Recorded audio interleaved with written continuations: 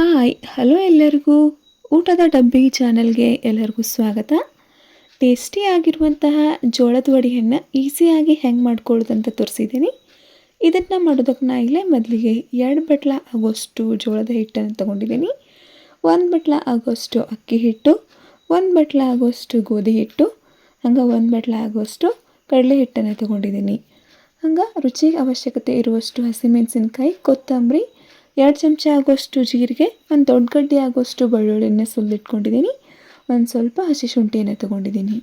ರುಚಿಗೆ ಅವಶ್ಯಕತೆ ಇರೋಷ್ಟು ಉಪ್ಪು, ಎಳ್ಳು ಮತ್ತು ಅರಿಶಿನ ಪುಡಿ ಮತ್ತು ಅಜ್ವಾನನ್ನು ತೊಗೊಂಡಿದ್ದೀನಿ. ಮೊದಲಿಗೆ ಒಂದು ಮಿಕ್ಸಿ ಜಾರನ್ನು ತೊಗೊಂಡು ಅದಕ್ಕೆ ನಾವು ತೊಗೊಂಡಿರುವಂಥ ಕೊತ್ತಂಬರಿ, ಹಸಿಮೆಣಸಿನ್ಕಾಯಿ, ಬೆಳ್ಳುಳ್ಳಿ, ಜೀರಿಗೆ ಮತ್ತು ಹಸಿ ಎಲ್ಲವನ್ನು ಸೇರಿಸ್ಕೊಂಡು ಚೆನ್ನಾಗಿ ನೀರು ಹಾಕಲಾರ್ದನ ತರಿತರಿಯಾಗಿ ಪೇಸ್ಟಾಗಿ ಮಾಡ್ಕೋಬೇಕು. ನಿಮ್ಮ ಖಾರ ಎಷ್ಟು ಬೇಕು ನೋಡಿಕೊಂಡು ಅದಕ್ಕೆ ತಕ್ಕಂಗೆ ಹಸಿಮೆಣಸಿನ್ಕಾಯಿನ ತೊಗೋರಿ.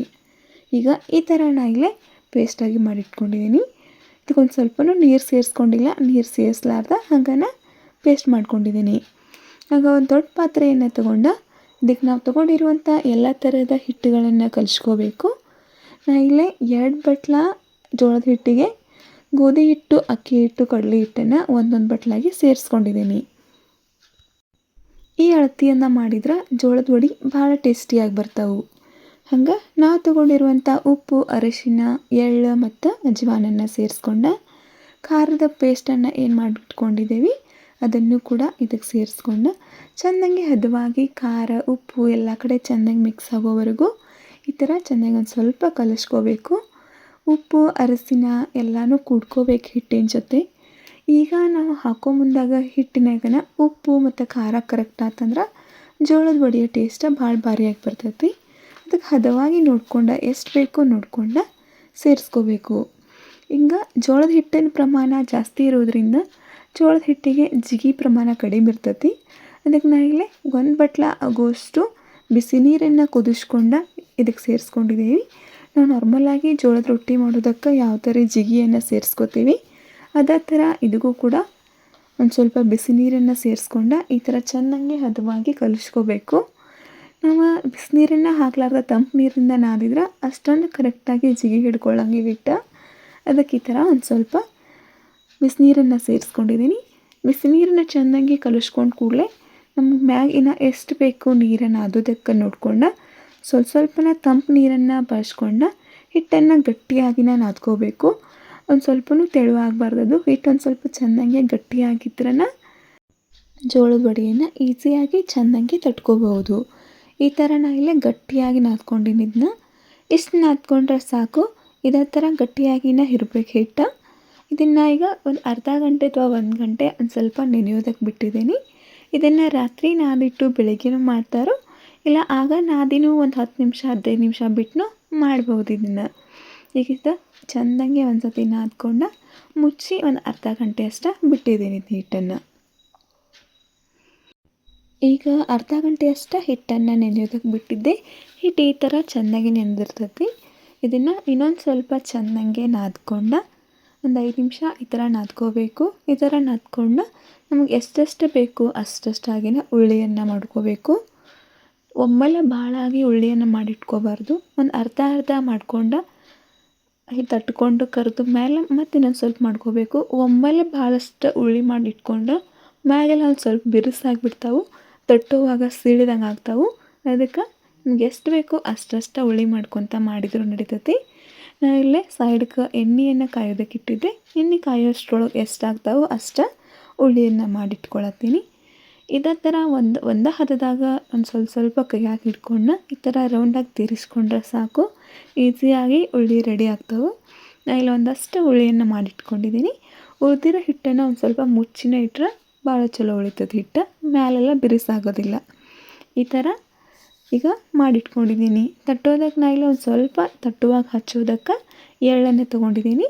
ನೀವು ಬಿಳಿ ಎಳ್ಳನ್ನು ಬಳಸ್ಕೋಬಹುದು, ಕರಿ ಎಳ್ಳು ಕೂಡ ಬಳಸ್ಕೋಬಹುದು. ಈಗ ತಟ್ಟೋದಕ್ಕೆ ಇಲ್ಲಿ ಒಂದು ಪ್ಲಾಸ್ಟಿಕ್ ಹಾಳೆಯನ್ನು ತೊಗೊಂಡಿದ್ದೀನಿ. ನಾವೀಗೇನು ಆಯಿಲ್ ತೊಗೊಂಡಿರ್ತೀವಿ ಆ ಥರದ ಶೀಟನ್ನು ತೊಗೊಂಡಿದ್ದೀನಿ. ನಾ ಇಲ್ಲಿ ನಿಮ್ಮ ಹತ್ರ ಬಟರ್ ಪೇಪರ್ಸ್ ಇದ್ದರೆ ಅದನ್ನು ಕೂಡ ಬಳಸ್ಕೋಬಹುದು. ಇಲ್ಲ ನಾರ್ಮಲಾಗಿ ನಾವು ಏನಾದರೂ ದಿನಸಿ ತಂದಾಗ ಹಾಕಿಕೊಟ್ಟಿರ್ತಾರಲ್ಲ ಆ ಕವರ್ಸ್ಗಳ ಮ್ಯಾಗೂ ಒಂದು ಸ್ವಲ್ಪ ಎಣ್ಣೆ ಹಚ್ಚಿ ತಟ್ಕೊಂಡ್ರೆ ಈಸಿಯಾಗಿ ಅಗಲಾಗ್ತವೆ. ತಟ್ಟೋದಕ್ಕೆ ಬೇಡ ಅನ್ನೋರು ಒಂದು ಸ್ವಲ್ಪ ಲಟ್ಟಿಸ್ಕೊಂಡು ನಡಿತೈತಿ. ಹಗರಾಗಿ ಲಟ್ಟಿಸ್ಬೇಕು, ಭಾಳ ಅತಿಯಾಗಿ ಪ್ರೆಸ್ ಮಾಡ್ಕೊಂಡು ಲಟ್ಟಿಸ್ಬಾರ್ದು. ಎಣ್ಣೆ ಚೆನ್ನಾಗಿ ಕಾದೈತಿ. ಈಗ ನಾನು ತಟ್ಟಿರುವಂಥ ವಡೆಯನ್ನು ಇದಕ್ಕೆ ಹಾಕ್ಕೊಂಡು ಸೈಡಿನ ಒಂದು ಸ್ವಲ್ಪ ಎಣ್ಣೆಯನ್ನು ಸಿಡಿಸಿದ್ರೆ ಸಾಕು. ಈ ಥರ ಹಾಕಿದ ಕೂಡಲೇ ಪಟ್ಟಂತ ಉಬ್ಬಿ ಬರ್ತಾವೆ. ಅಷ್ಟು ಚೆಂದಾಗಿರುವಂಥ ಜೋಳದ ವಡೆ ರೆಡಿ ಆಗ್ತಾವೆ.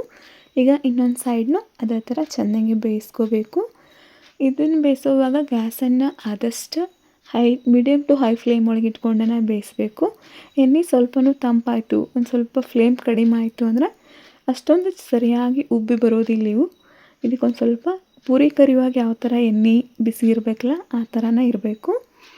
ಎರಡೂ ಕಡೆ ಚೆನ್ನಾಗೆ ಹೊಳಿಸ್ಕೊಂಡು ಬೇಯಿಸ್ಕೊಂಡ್ರೆ ಜೋಳದ ವಡೆ ಮಸ್ತಾಗಿರುವಂಥ ಟೇಸ್ಟಿಯಾಗಿರುವಂಥ ವಡೆ ರೆಡಿ ಆಗ್ತಾವೆ.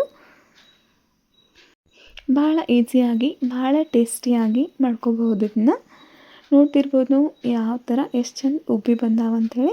ಈ ಥರ ಒಂದು ಸ್ವಲ್ಪ ಕಲರ್ ಚೇಂಜ್ ಆದ್ರೆ ತೆಗೆದು ಬಿಡಬೇಕು. ಇದೇ ಥರ ಇನ್ನೊಂದು ಮಾಡಿ ತೋರಿಸಿದ್ದೀನಿ. ಸೀಟ್ ನಾವೇನು ತೊಗೊಂಡಿರ್ತೀವಲ್ಲ ತಟ್ಟೋದಕ್ಕೆ ಅದಕ್ಕೊಂದು ಸ್ವಲ್ಪ ಎಣ್ಣೆ ಸವರ್ಕೊತಾನೆ ಇರಬೇಕು, ಇಲ್ಲ ತಳಕ್ಕೆ ಅಂಟ್ಕೊಂಡಾಗ ಆಗಿಬಿಡ್ತೈತೆ ಅದು ಹಿಟ್ಟು. ಒಂದು ಸ್ವಲ್ಪ ಎಣ್ಣೆಯನ್ನು ಹಚ್ಕೊತಾನೆ ಈ ಥರ ಮ್ಯಾಗೊಂದು ಉಳ್ಳಿ ಇಟ್ಟು ಸಣ್ಣಂಗೆ ಈ ಥರ ತಟ್ಕೊಂಡ್ರೆ ಸಾಕು. ಈ ಥರ ಅಗಲಾಗ್ಬಿಡ್ತೈತಿ. ಇದನ್ನು ತೆಗೆದು ಕರಿಯೋದಕ್ಕೆ ಹಾಕಬೇಕೀಗ.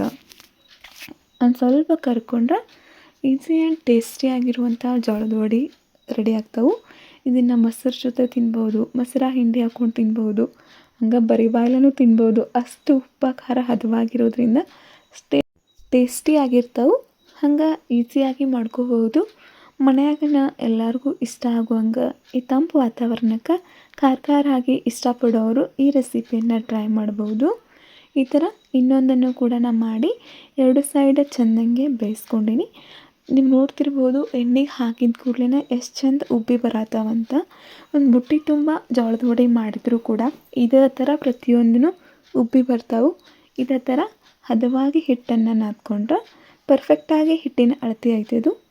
2 ಬಟ್ಲ ಜೋಳದ ಹಿಟ್ಟಿಗೆ ಅಕ್ಕಿ ಹಿಟ್ಟು, ಗೋಧಿ ಹಿಟ್ಟು, ಕಡಲೆ ಹಿಟ್ಟನ್ನು ಒಂದೊಂದು ಬಟ್ಲ ಹಾಕ್ಕೊಂಡು ನಮ್ಗೆ ಇಷ್ಟ ಆಗುವಂಥ ಸ್ವಲ್ಪ ಉಪ್ಪು, ಖಾರ, ಜೀರಿಗೆ, ಅಜವಾನ ಬೇಸಿಕ್ ಇಂಗ್ರೀಡಿಯೆಂಟ್ಸ್ಗಳನ್ನ ಹಾಕ್ಕೊಂಡ್ರೆ ಆಯಿತು.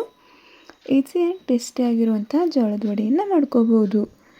ನಾನು ಇಲ್ಲಿ ನೋಡ್ತಿರ್ಬೋದು ಇದೇ ಥರ ಎರಡೂ ಕೂಡ ಉಬ್ಬಿದವು. ಈಗ ಮಾಡಿ ಲಾಸ್ಟಿಗೆ ಒಮ್ಮೆ ತೋರಿಸಿದ್ದೇನೆ ನೋಡಿರಿ. ನಾವು ಮಾಡಿರುವಂಥ ಅಷ್ಟು ಆಲ್ಮೋಸ್ಟ್ ಎಲ್ಲ ವಡೆನೂ ಇದೇ ಥರ ಉಬ್ಬಿ ಬಂದಿದ್ದು. ಟೇಸ್ಟೂ ಅಷ್ಟು ಭಾರಿ ಆಗಿತ್ತು. ಈ ರೆಸಿಪಿಯನ್ನು ಖಂಡಿತವಾಗಿಯೂ ಟ್ರೈ ಮಾಡಿ ನೋಡಿರಿ. ನಿಮಗೆ ಇಷ್ಟ ಆಗಿತ್ತಂದ್ರೆ ನಮ್ಮ ಚಾನಲ್ಗೆ ಲೈಕ್ ಮಾಡಿರಿ. ನಿಮ್ಮ ಫ್ರೆಂಡ್ಸ್ ಆ್ಯಂಡ್ ಫ್ಯಾಮಿಲಿಗೆ ಈ ವಿಡಿಯೋವನ್ನು ಶೇರ್ ಮಾಡ್ಕೊಂಡು ಹೆಂಗಾಗೈತಿ ಈ ರೆಸಿಪಿ ಅನ್ನೋದನ್ನು ಕಮೆಂಟ್ ಸೆಕ್ಷನ್ ಒಳಗೆ ತಿಳಿಸ್ರಿ. ಈ ವಿಡಿಯೋವನ್ನು ಕಂಪ್ಲೀಟಾಗಿ ನೋಡಿದ್ದಕ್ಕೆ ಥ್ಯಾಂಕ್ ಯು.